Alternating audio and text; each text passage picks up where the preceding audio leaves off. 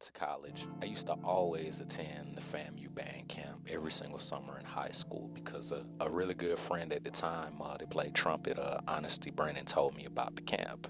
And I would even take my buddy Michael with me too. We both played tuba in North Springs High School's band as well. And we would go to the summer camp every single summer and have the time of our lives, just connecting with our historical black roots through historical black colleges and universities. And I think we definitely loved the camp, but maybe my mother's side of the family, that's all from Nashville, Tennessee, didn't really enjoy the fact that I decided to go to like the arch band rivals band camp every summer. But that's neither here nor there. We had the time of our lives, and it was extremely fun.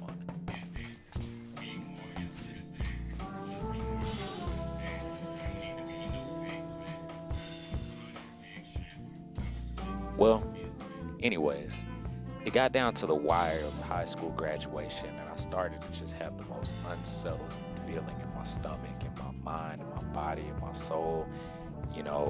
Just unsettled pressure, and I didn't know what to do.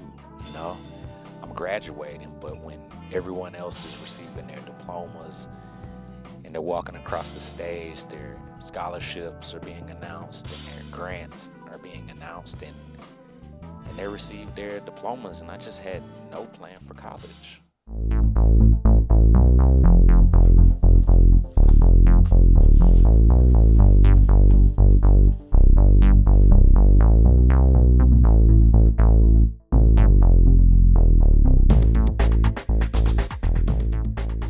I looked around and I thought for a while, and the stressful pressure, it just kept on building.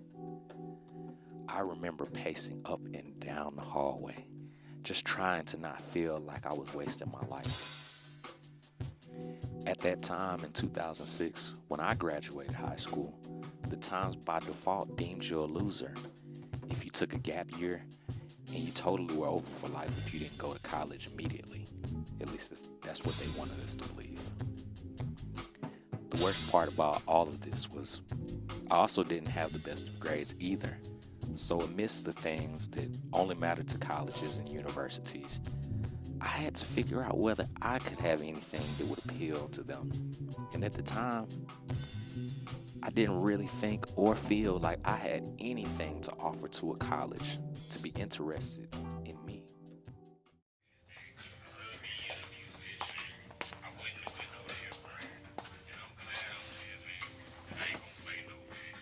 Yes, somewhere along the way, I forgot that I had straight A's in band and loved every minute of playing the tuba.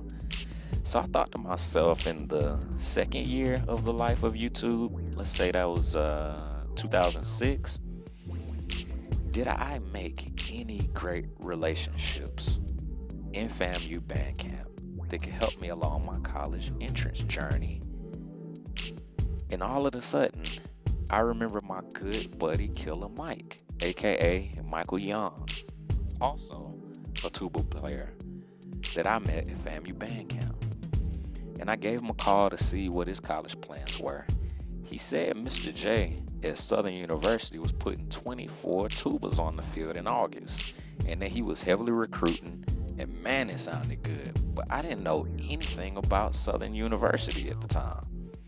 So I went through all of the Southern University band clips that I could find on YouTube, and I came across one clip of Southern University in 2005 playing And Then What by Gucci Mane and Young Jeezy.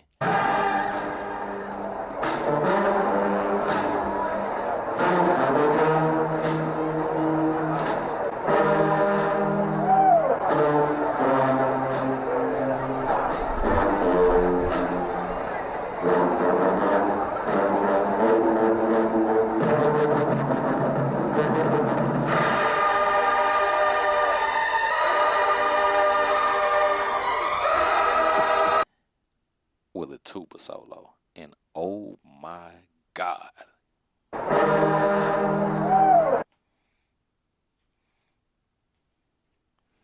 I called Mr. J on the phone and talked for hours about that music that he wrote. Nobody anywhere had tuba solos. Maybe they had drum breaks with tuba accompaniment, but nobody had solos. So I called. So while I was talking to Mr. J, he invited me to audition. I accepted, knowing that my family couldn't afford to drive me all the way down to Louisiana. So I paced up and down the hallway until I realized that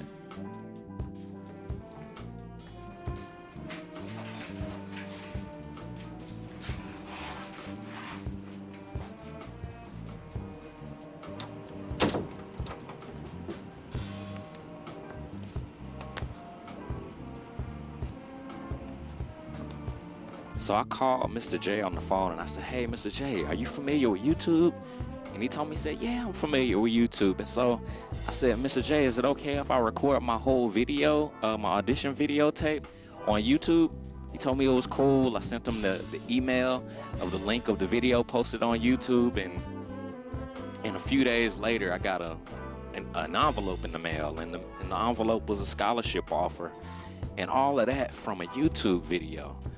And ever since then, the video had gone viral on the campus, and there was probably 50, 60, 70,000, 80,000 views, and at the time, that was a lot, And before I got to campus, everybody knew who I was and everything, and and consequently, one of the upperclassmen made me delete my video. But I mean, the good thing about it is, that's how I became known as YouTube. That's how my name became YouTube, and ever since then, it's become bigger than me. So many other students have been able to gain entrance into college through the same exact methods. I can only imagine how many people got in to school during the pandemic through YouTube videos and being able to get into college off of a YouTube video. But all of that from a YouTube video, so that's the story of how I became YouTube, y'all. Thank you for watching the video, and peace.